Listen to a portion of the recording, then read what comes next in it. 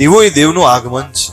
કોઈ પણ રૂમમાં તમે કઈ વસ્તુ રાખ્યું હોય, ઘરમાં તમારો રસોડાની બાજુમાં નાનો એવો રૂમ હોય, સ્ટોર રૂમ, એમાં તમે તમારા હાથેથી રાખેલી કઈ વસ્તુ હોય અને અંધારામાં તમને એ વસ્તુ જોઈતી હોય તો મળે. અંધારામાં એ વસ્તુ મળતી નથી, એના માટે લાઈટ કરવી પડે ત્યારે તમારા હાથેથી રાખેલી વસ્તુ તમને મળે. એમ જીવનમાં જ્યારે બહુ અંધારું થઈ જાય ને ત્યારે ભગવાન આગળ દીવા રૂપી લાઈટ કરજો સાહેબ, જે માંગશો નહીં મળશે.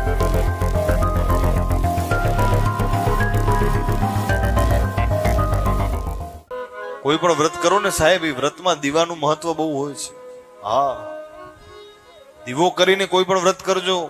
તમે જોજો કોઈ પણ પૂજા કરાવશો એમાં બ્રાહ્મણ પેલે દીવો ચાલુ કરાવશે. દીવો છે એ દેવનું આગમન છે, દીવો છે એ ભગવાનનું સ્વરૂપ છે. સૂર્ય નારાયણ, એ નારાયણ ભગવાન સૂર્ય પોતે, અને બીજા દીપ નારાયણ. દીવામાં બહુ તાકાત છે.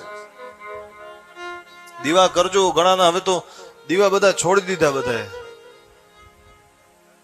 ઘણી જગ્યાએ તો અખંડ દીવા થતા હોય. નવરાત્રીના 9 દિવસ, પુરુષોત્તમ મહિનો આવે, અધિક મહિનો આવે, એક મહિના સુધી શ્રાવણ મહિનો આવે, નવરાત્રીના 9 દિવસ આવે. ઘણા 365 દિવસ ઘરમાં અખંડ જ્યોત રાખતા હોય. અખંડ દીવા રહેતો તો બહુ સારી વસ્તુ છે, પણ અખંડ દીવા ન રાખી શકો તો નાનો દીવો તો પ્રગટાવી શકો કે નહીં? સવારના દીવો નાનો પ્રગટાવો, તુલસી ક્યારે પ્રગટાવો, પાણીયારે પ્રગટાવો, ભગવાનના મંદિરે પ્રગટાવો, કોઈ પણ એક જગ્યાએ પ્રગટાવો. તમારા ઈષ્ટ સદગુરુ, પિતૃદેવ, કુળદેવને યાદ કરો. સાંજે દીવામાં બહુ તાકાત છે. હા, દીવો એ દેવનું આગમન છે. જે ઘરમાં નિત્ય દીવા થતા હોય ને ત્યાં છોકરાઓમાં સંસ્કાર સારા આવે છે. જ્યાં નિત્ય દીવા થતા હોય, નાનપણમાં છોકરાઓ રમે, દીવાના દર્શન કરે તો છોકરાઓ વિવેકી થાય છે. જ્યાં ઘરમાં નિત્ય દીવા થતા હોય ત્યાં ઘરનું તેજ વધે છે, ઘરમાં બરકત રહે છે, ઘરમાં સુખ શાંતિ રહે છે. જ્યાં નિત્ય દીવા થતા હોય.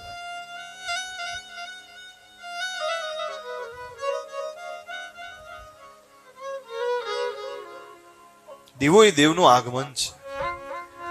કોઈ પણ રૂમમાં તમે કઈ વસ્તુ રાખ્યું હોય, ઘરમાં તમારો રસોડાની બાજુમાં નાનો એવો રૂમ હોય, સ્ટોર રૂમ, એમાં તમે તમારા હાથેથી રાખેલી કઈ વસ્તુ હોય અને અંધારામાં તમને એ વસ્તુ જોઈતી હોય તો મળે. અંધારામાં એ વસ્તુ મળતી નથી, એના માટે લાઈટ કરવી પડે ત્યારે તમારા હાથેથી રાખેલી વસ્તુ તમને મળે. એમ જીવનમાં જ્યારે બહુ અંધારું થઈ જાય ને ત્યારે ભગવાન આગળ દીવા રૂપી લાઈટ કરજો સાહેબ, જે માંગશો નહીં મળશે. દીવો કરજો, ભગવાન આગળ દીવો કરીને કઈક માંગજો. દીવો એ દેવનું આગમન છે.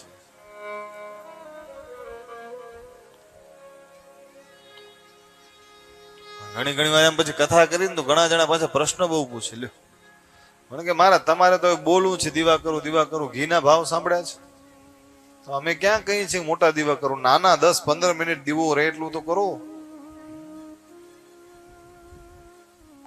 એક જગ્યાએ મારી કથા ચાલતી હતી. બેન આવ્યા, મને કે મારા તમે દીવાની વાત કરી ને? મેં હા. એ કે મારા ઘરમાં અખંડ દીવો છે, કે વર્ષોથી અમે બારી પ્રગટેલો છે, તમે દર્શન કરવા આવશો? મેં કીધું હા. હું તો રાજી થયો. અખંડ જ્યોત છે, ઘણા વર્ષોથી ચાલુ કરો છો, પ્રગટાવેલી છે, તો હાલો દર્શન કરવા આવી. ઘરે ગયા ને પછી ઘરે ચાય પાણી પીધા ને બેઠા. મેં બેન તમે કહેતા હતા કે અખંડ દીવો છે, એના દર્શન કરાવ્યા નહીં તમે? પછી મને પૂજાના રૂમમાં લઈ ગયા અને મેં જોયું તો મને તો ક્યાંય અખંડ દીવો દેખાણો નહીં. બેન અખંડ દીવો ક્યાં ગયો? મને કે ઉભા રહ્યો મહારાજ.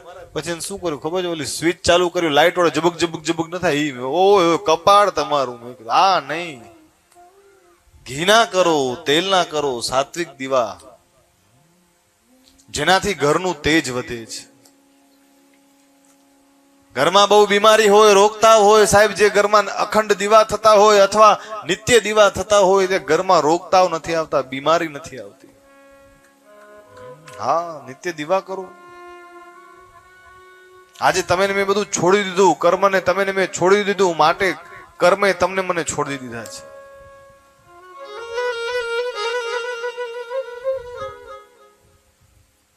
હજી ગામડામાં તો જોજો, હજી ગામડામાં તમે જોશો ને ઘણાના ઘરની બારે બખોલ હશે, બખોલ દરવાજા ડેલા કને.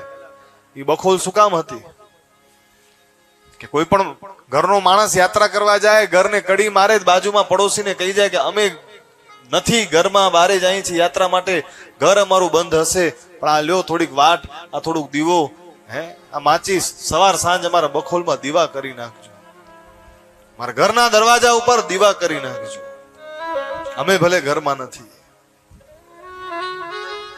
દીવા કરવાથી ઘરનું તેજ વધે છે સાહેબ. બહુ વસ્તુ બહુ નાની છે પણ આના ફળ બહુ સારા છે. કરજો, કરતા જશો તમે. ન કરતા હો તો આજથી કથા સાંભળી ચાલુ કરજો દીવા. ભેરવી ભેરવી